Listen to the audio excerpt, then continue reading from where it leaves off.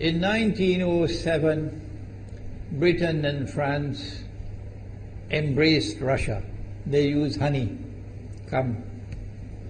in a triple alliance, Britain, France and Russia. And the honey that they used to trap Russia was that if we win the war that's coming with the Ottoman Empire, you will get Constantinople, which is what Russia wants. But they promised Russia one thing through the front door, and they took it back through the back door, like what they did to the Arabs. These are people with PhDs in deception. If they tell you that the sun is shining, don't believe them. Go outside and look up in the sky, see whether the sun is shining. When the Russian army had fought in the First World War and had suffered the most losses, the brunt of the kill were Russians, and they were now winning the war, and the Ottoman Empire was collapsing, and the Russian army is only an arm's length away from Constantinople. They don't want Russia to get Constantinople. No. So what did they do? Russian Jews organized and executed the Bolshevik Revolution, which overthrew the Russian monarchy. They killed the Tsar and the whole family, overthrew the government, and took Russia out of the war. So the Russian army had to stop in its tracks and could not go to Constantinople.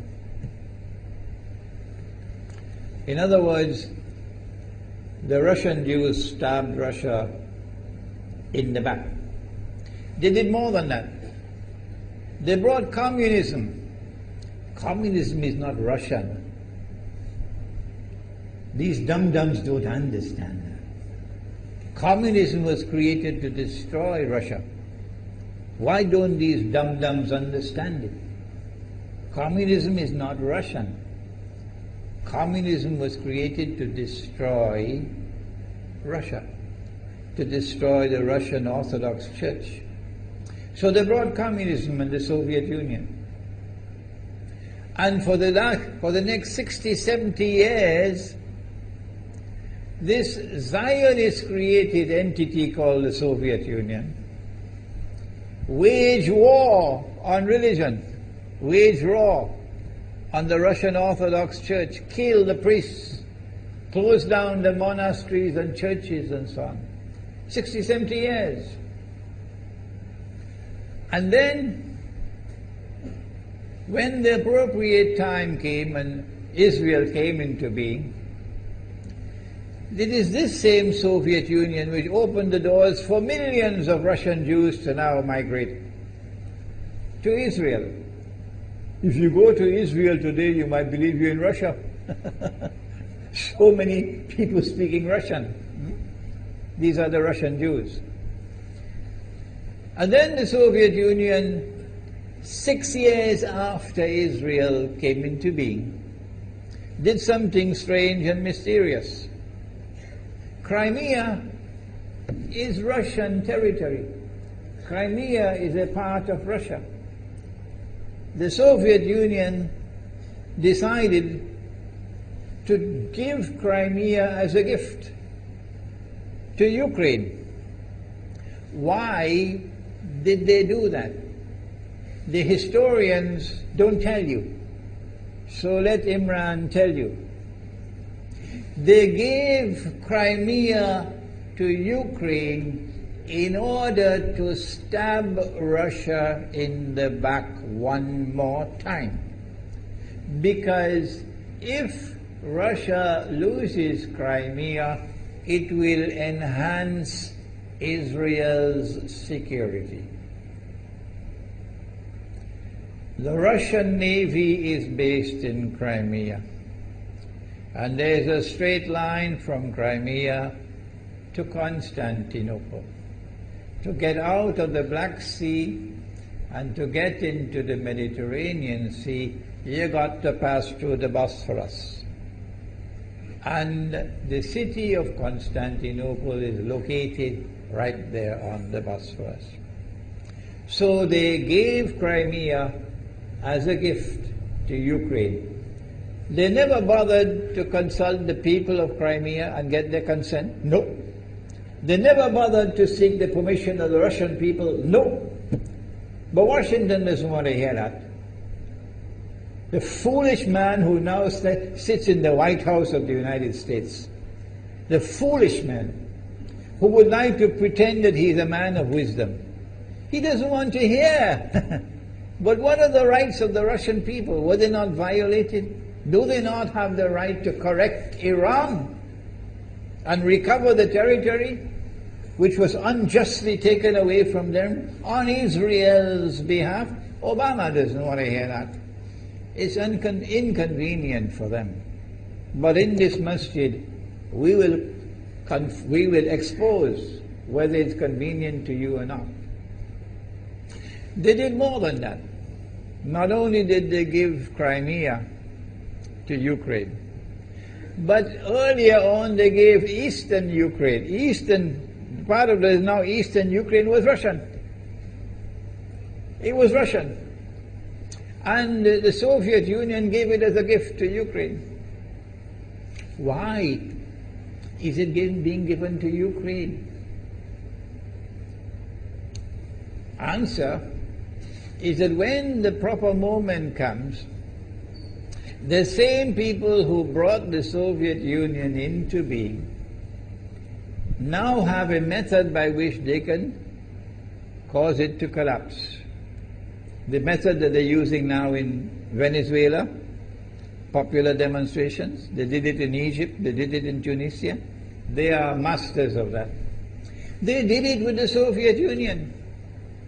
I used to think that the Soviet Union collapsed because of Allah, Allah's kindness. But I was wrong. No, it was the Zionists who brought down the Soviet Union because they didn't need it anymore. Like tomorrow they wouldn't need you anymore, Saudi Arabia. And they wouldn't need you anymore, Islamabad. When will you understand that? They'll just throw you to the dogs. You served them long enough. So they brought down the Soviet Union. Why? So that Ukraine might emerge as an independent state. That's danger for Russia. They prepared the way. And now Ukraine emerges as an independent state. So the rope is around Russia's neck now. And from that day, when the Soviet Union collapsed, until yesterday, the relationship between Russia and Ukraine was always problematic. But the people of Ukraine still had the good sense and wisdom to appoint a government that was pro-Russian. The Zionists decided it's time for us to use our, the street demonstrations.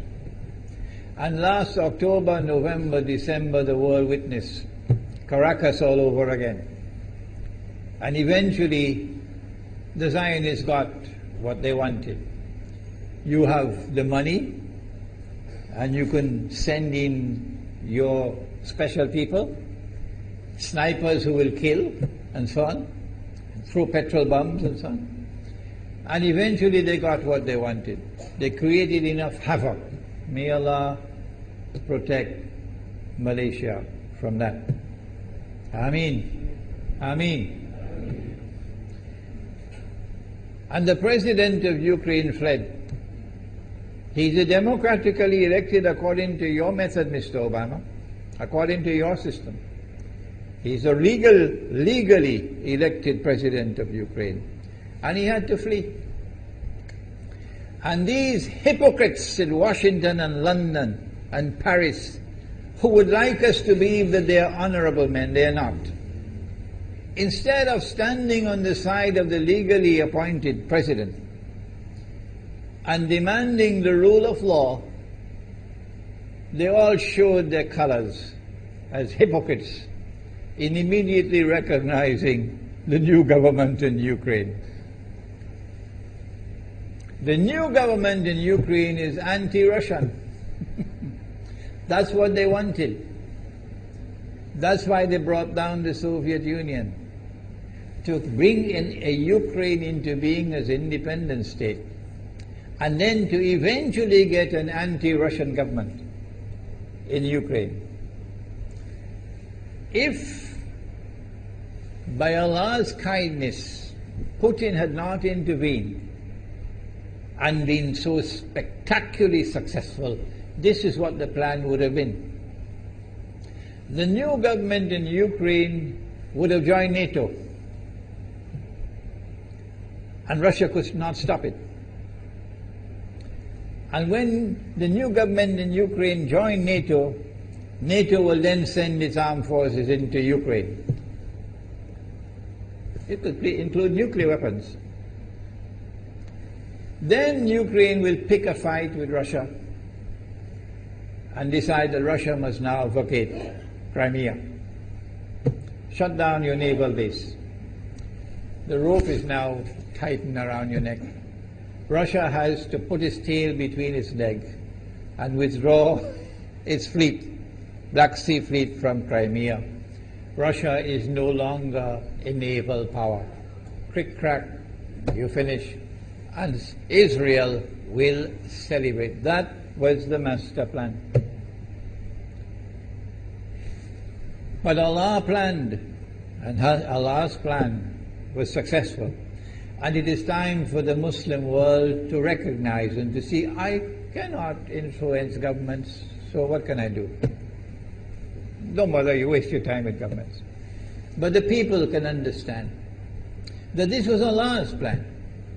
They planned, the enemy planned for so long, and at the last moment Allah intervened.